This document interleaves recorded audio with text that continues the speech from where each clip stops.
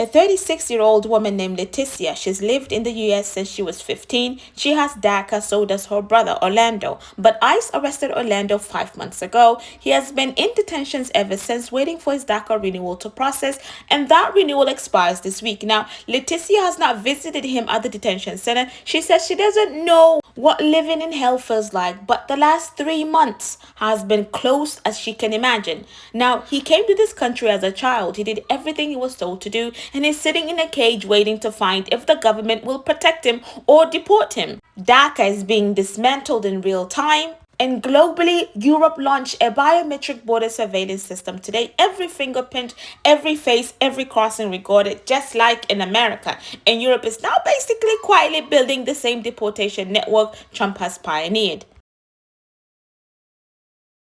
Now, DACA stands for Deferred Action for Childhood Arrival, was created to protect people who were brought to the US as children. They registered with the government. They gave their information voluntarily. They trusted the system would protect them. Now, the administration that we're in right now has made it clear it doesn't see it that way. ICE arrested 270 DACA recipients last year and deported 74 actually, sorry. So what's happening right now is that even more alarming, renewal process time has collapsed in the 2026 fiscal year.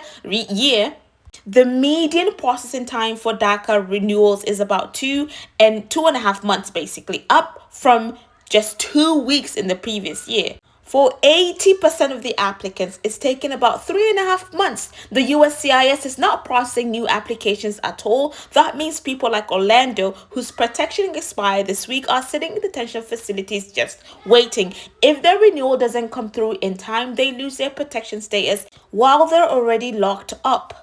And the government has made it clear it considers DACA recipients deportable. So NOTUS identified 21 court petitions filed between January of last year and March, all challenging the detention of immigrants with active DACA status or pending renewals.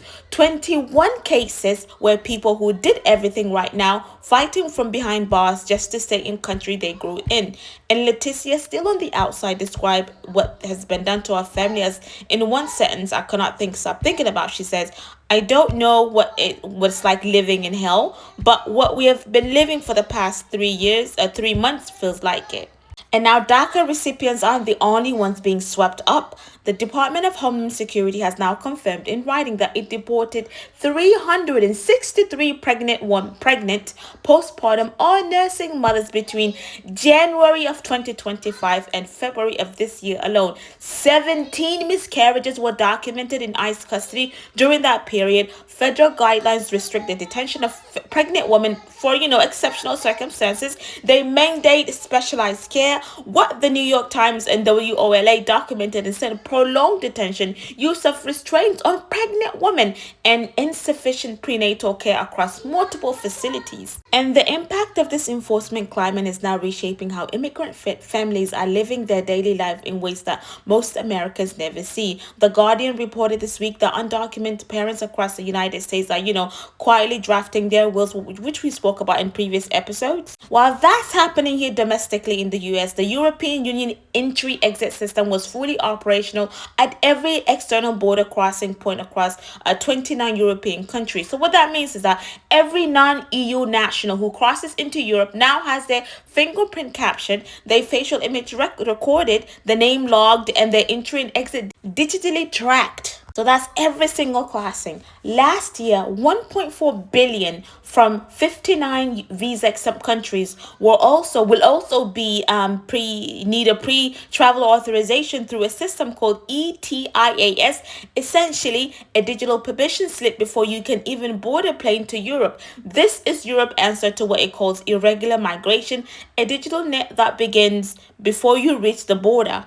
Now, while that's being set in place, building walls and stuff, people are still dying trying to get around them. At least 100 migrants have died and dozens more are missing in the Mediterranean in recent weeks. Multiple separate incidents. Reports from the European Council on Refugee and Exiles, one of the men who has a lifeline for migrant visa, a Norwegian humanitarian worker named Tommy Olsen, who was often one of the last migrants could call when boats were failing died on March 16th. His phone line has gone silent, and quietly, Italy, Germany, Austria, Netherlands, Denmark, Greece are now all pursuing deals with African countries to set up deportation processing centers outside of EU borders. Kenya is being approached. The model is explicitly compared by the European Parliament members themselves to Trump deals with El Salvador and Congo.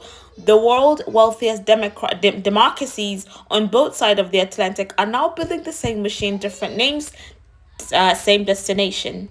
And if this channel finding you for the first time, subscribe. We cover immigration stories globally and domestically every week as much as we can, and anything that's happening when it comes to just global latest news, the human stories behind the policy, the names behind the numbers. Share this with someone who needs to hear it. Drop a comment, tell me why you stayed, and tell me what you got from this reporting today. I leave you in the care of Allah subhanahu wa ta'ala. Assalamu alaikum wa rahmatullahi wa barakatuh. Fi amanillah.